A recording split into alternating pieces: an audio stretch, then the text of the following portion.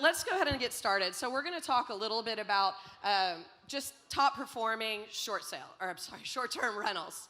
And well, tell us a little bit about yourself real quick, and then we'll go straight into your presentation. Thank you very much. I'm Julie Kistler, and I'm with Picasa. We are the largest short-term property management company in North America. I handle the DFW Metroplex area. So as you can see, that's a very large area. And I personally have managed over 325 private rentals. I was a general manager for a company before I entered Picasa. So I've seen everything and experienced everything, and I can tell you why some homes perform better than others.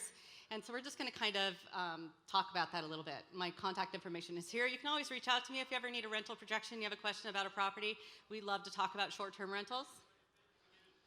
So just kind of give you a little bit of an idea of Dallas County for short-term rentals. I thought this was interesting. Dallas County had more than 100,000 guest arrivals between Memorial Day and Labor Day, and it brought in $18.5 million more, according to the data provided by Airbnb. So Dallas is a very, very strong market, along with the rest of the country and the world.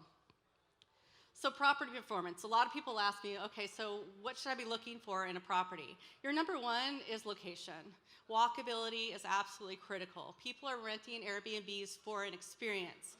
They want to be close to attractions. They want to be close to being able to experience what the locals are experiencing.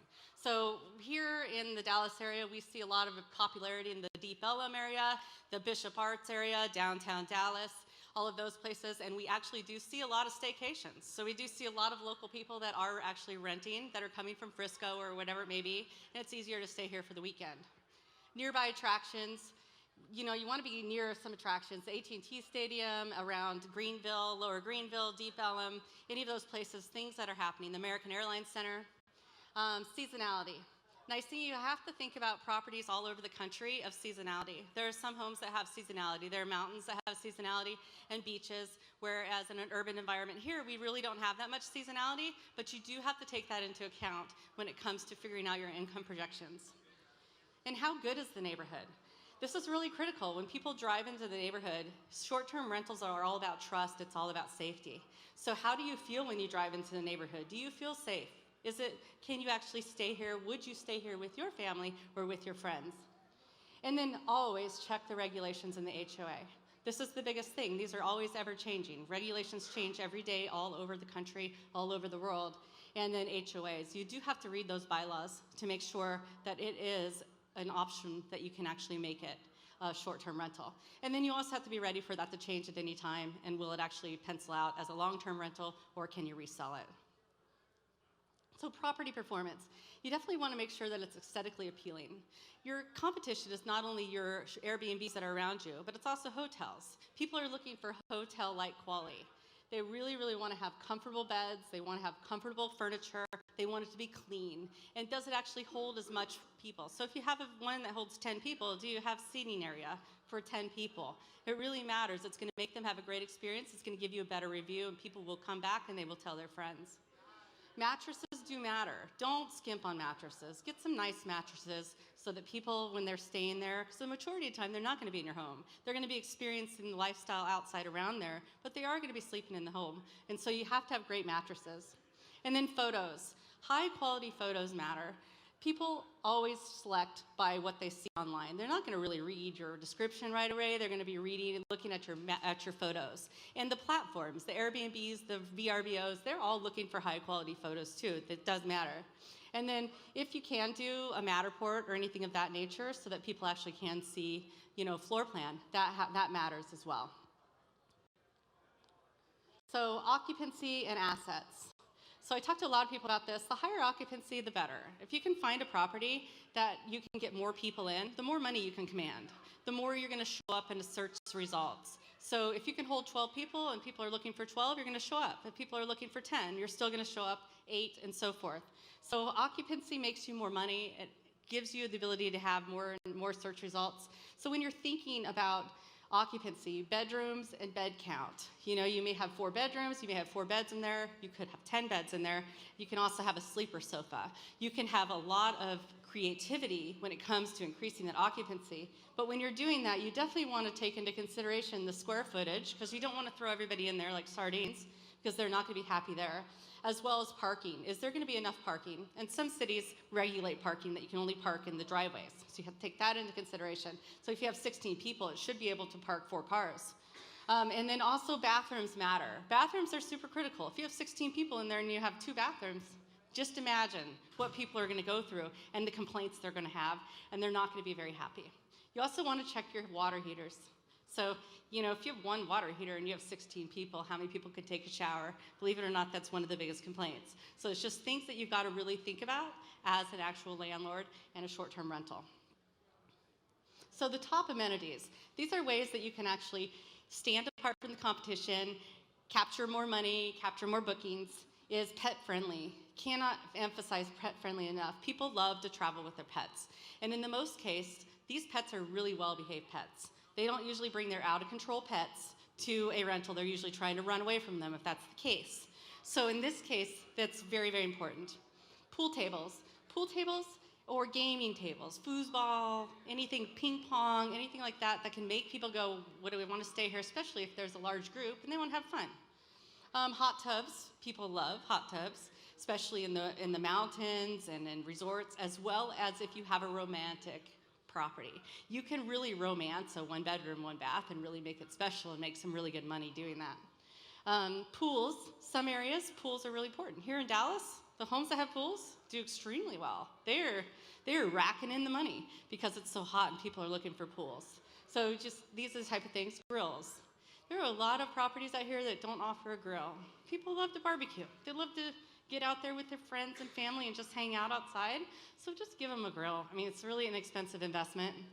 And then baby child friendly. People are looking for those pack and plays. They're looking for, can I bring my kid? Is it been child proofed? Things like that. That can make you stand apart from everybody else. And then handicapped accessible. There's not a lot of them out there.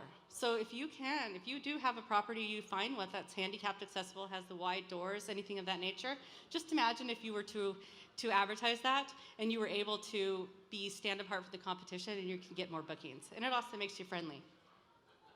So that is really, really quiet because I really want to make use of your time. But that's really some nuts and bolts about what makes home perform better. So thank you. Thank you. I really appreciate that. Playing with this on. So I actually have a question. Sure. You're saying high occupancy is big money, but I also hear big expenses, especially if we're talking pools and hot tubs and things of that nature. Sorry, y'all. My question was, she said that high occupancy is the bigger money maker, but I also hear bigger expenses. How do you determine where you're going to put your Airbnb, if it makes sense to be a high occupancy unit versus maybe downtown would probably be smaller occupancies? You really have to, so when I look at homes for my investors, I look at it I use 3 different tools to understand the projection, but then I really go on to Airbnb all around. How many 1-bedrooms and 1-baths do I have right around me that I'm going to compete against? If it's saturated, then that's going to drive my price down. Yeah. If there aren't any 4-bedrooms, and I can be the only 4-bedroom, that makes me unique. And so that allows me to be able to command a little bit higher price. That would be easy to run comps. If there is a 4 or 3-bedroom and you see it's almost always booked up, because you can see its calendar, so you could run your comps. So the calendar is a tricky one. Okay. So the calendar, when you go onto Airbnb, you see a teaser price. You open up that teaser price, and it may be $83 today because there's an occupancy and it's today. But if you go 3 months out down the road or 2 weeks down the road, you may say $280. You may see $380 a night. Okay. So you can't let that teaser happen. You have to really look at it in the whole picture and how it all fluctuates back and forth. So you would say go through like a season, like a quarter? Yeah, absolutely. Interesting. Mm-hmm. The other question I had was, you mentioned about having them look nice and making them feel very homely. I've seen the Airbnbs that were short-term rentals, there's VRBO and I like them a lot, but they have been very college dorm. But I also was paying cheaply because I was only there for a night and I need something quick. But I've also stayed at ones where I was afraid to touch anything. Mm-hmm. Do you think that there is $1 per dollar? Like if I put in $100 extra of decorations that I'm going to recoup that back? Absolutely. The nicer it is, the better they're going to probably take care of your house. Yeah. The more they're going to pay, and you're probably going to get a higher quality. But it's a give or take, right? You got to kind of figure out where you're at. You may be in a mountain community, and it's just a cabin. Yeah. Well, so you have to look at your audience. Who is your ideal audience? What are they going to actually like? What are they looking for? And who do you want to attract? Yeah. And then based upon that, that's how you're going to decorate your property. But definitely declutter, depersonalize. You don't need to have pictures of yourself all over. They don't want to see you.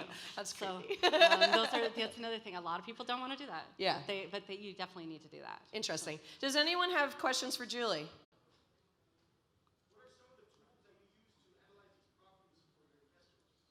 So I'm one of your tools. So I have a lot of investors call me every day, all the time, ask me for projections.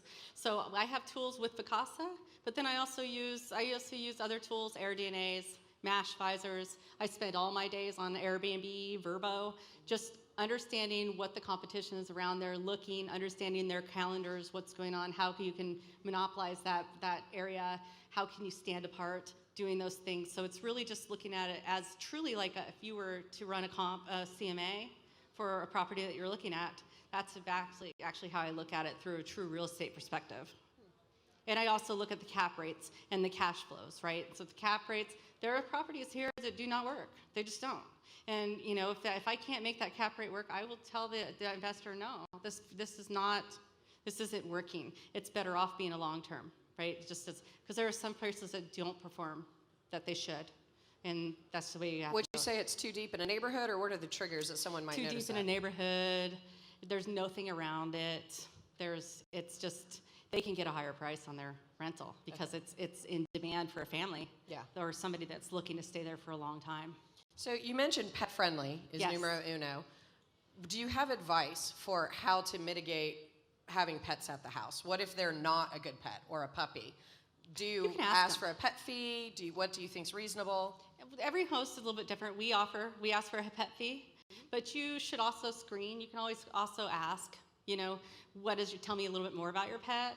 You can limit it to one pet under 25 pounds. You can limit it to 2 pets under 25 pounds. You can put limits of however you like. You can say no pets but dogs, no cats allowed, and nothing. I mean, we don't allow cats. And one time somebody brought a pig. 1,000-pound pig. We don't allow pigs. And that's not a made-up story. That's the truth. So you definitely do need to kind of limit what you prefer. Awesome. Okay, good info. Anyone else have questions?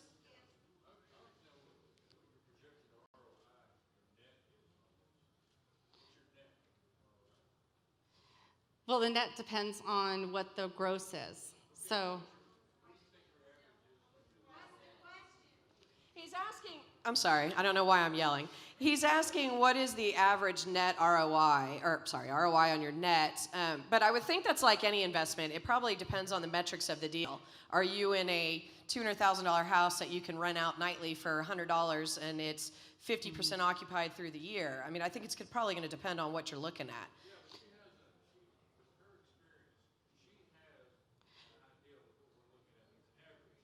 a good rule of thumb is 220 days of the year that you should be rented out. And then based upon your nightly rent, we don't usually use nightly rent, we usually use annual revenue. So good rule of thumb is 220 days out of the year. I would say, here in Dallas, it can fluctuate anywhere from $69 a night all the way up to $1,000 a night, depending on which home you're speaking about. So however size it is what I can give you. But when it comes down to gross and your expenses, you're probably looking at anywhere from 25 to 31% is what your expenses will be off the top of your gross. Hopefully that helps with all.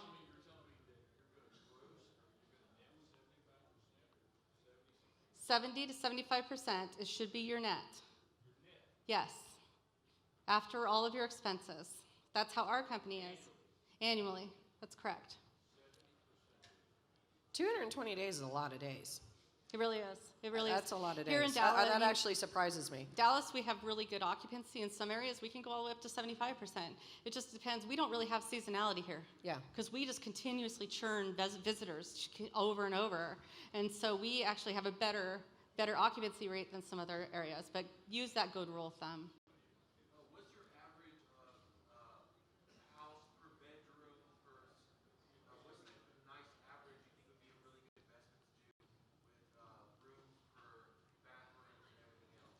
I would do 3-bedroom, 2-bath would be the minimum is what I would do, because you're going to get more people, you're going to have a nice bathroom. If you go up to 4 bedrooms, I would try to get 3 baths. Ideally, it would be bath matches bedroom. So if you have a 2-2, you want a 2-2. 3-3, that would be ideal. Or if you can even have an extra half bath, would be ideal. Awesome.